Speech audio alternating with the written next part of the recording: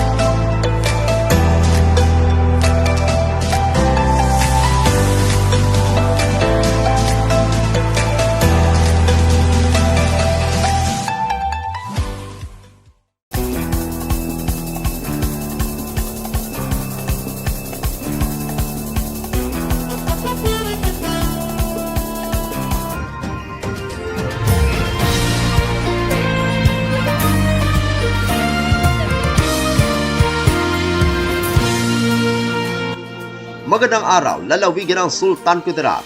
Narito na ang mga pangunahing balita sa Sultan Kudarat Headliners ngayong Pebrero 24, taon 2024. BPSF o Bagong Pilipinas Serbisyo Fair aarangkada na sa linggo sa lalawigan ng Sultan Kudarat.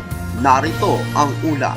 Humarap sa mga mamamahayag sina Sultan Kudarat Governor Dato Pax Ali Sangki Mangudadato, House Speaker Deputy Secretary General Attorney Sofonas Ponyong Gabonada at Sultan Kudarat Province 1st District Representative Mayrihan M. Sakaluran Abdurajak upang magbigay ng updates at mga inaasahan na kaganapan sa ilulunsad na sa Bagong Pilipinas Serbisyo Fair sa lalawigan ng Sultan Kudarat.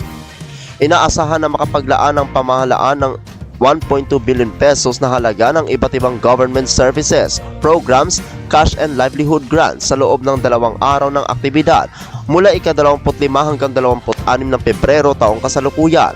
Ngayong araw, ika-23 ng Pebrero, umabot na sa mahigit 100,000 na mga kababayan natin ang nakapagpatala upang makakuha ng mga serbisyong ibinibigay mula sa 52 national line agencies na maglalaan ng serbisyo publiko tulad ng medical mission, pamamahagi ng libreng reading glasses, TESDA programs, livelihood programs, passport on wheels, OWA programs, PhilHealth programs, drug test, Department of Trade and Industry, Food and Drug Administration at iba pa, maliban sa government services offered.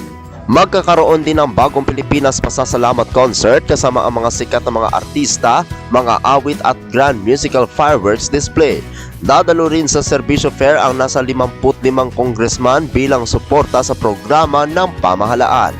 Ako ang inyong kaibigang Apolinario Valencia para sa Sultan Kudarat Headliners. Mahigit 2,000 takurong noon nabiyayaan ng cash assistance sa Bagong Pilipinas Serbisyo Fair. Narito ang ulat. Nitong linggo, abala ang mga kawani ng mga pinuno sa lungsod para sa mga listahan ng mga kababayan natin para sa bukas na aktibidad na Bagong Pilipinas Serbisyo Fair na gaganapin sa Kapitolyo ng lalawigan sa bayan ng Isulan. Sa inisyal na tala, nasa 2,083 ang mabibigyan ng pinansyal na tulong sa lungsod mula sa mga iba't ibang program ng pamahalaan gaya ng cash assistance and rice distribution, AICS at iba pa sa ilalim ng programa ng Department of Social Welfare and Development o DSWD. Nitong linggo, nagkaroon ng pagbusisi sa mga talaan para sa mga tatanggap na ayudang pinansyal Natanggap ito sa Tacurong City Cultural and Sports Center at maging sa mga barangay, lalo na sa Barangay San Pablo. Sa naging talaan, 1,042 ang mula sa barangay at 1,041 naman mula sa mga pinuno ng kapamilya sa lungsod. Ang mga benepisyaryo ay makakatanggap ng 2,000 piso. Naging pahirapan man ang pagpila ng mga kababayan natin, bagkus nagpasalamat naman sila sa tulong pinansyal na ibibigay para sa kanilang pang-araw-araw na pangangailangan. Ako ang inyong kaibigang Apolinario 30 Valencia para sa Sultan Kudarat Headliners. Para sa uling balita, droga at baril nasabat sa isang tulak ng droga sa bayan ng Lebac. Narito ang ulat.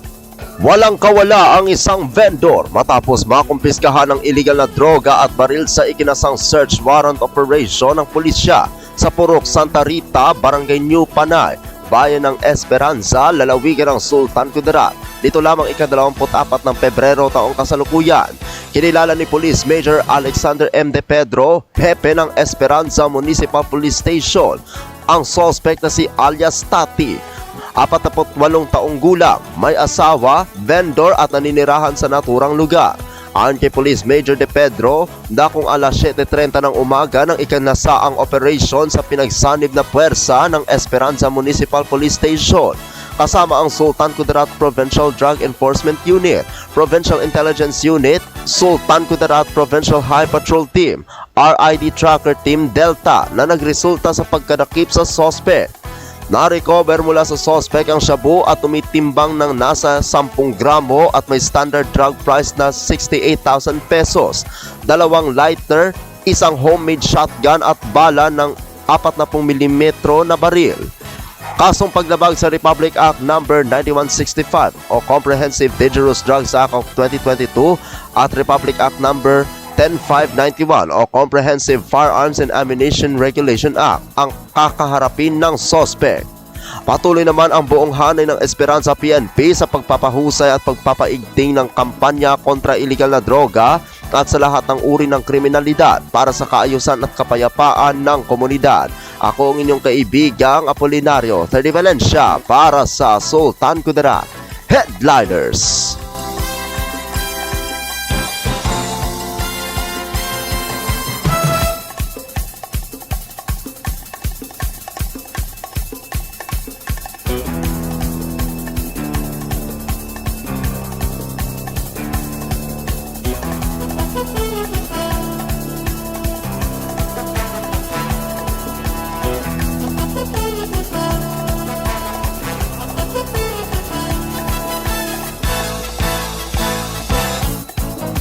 Atin ang kabuuan mga balita sa araw na ito.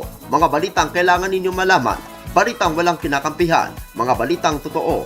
Mga balita may dalang aral at inspirasyon. Ito ang Sultan Kudarat Headliners. Hanggang sa Lunes, happy weekend. Maraming salamat at magandang araw, kaibigan.